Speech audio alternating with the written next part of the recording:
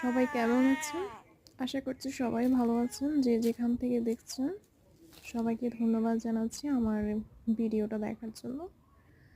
আম আজকে আমি দেখাতে যাচ্ছি হচ্ছে যে আমার বাড়ির আঙ্গিনায় একটা ছোট্ট সবজির বাগান, যেখানে আমি কিছু সবজি গাছ লাগিয়েছি।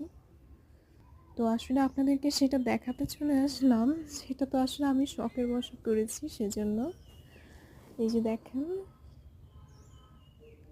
এগুলো আসলে শখের বশে করে তোলা, মানে ইচ্ছে করেছি আর কি, ইচ্ছে হয়েছিল যে গাছ লাগাবো, তাই অনেকগুলো টমেটো গাছ লাগিয়েছিলাম এখানে।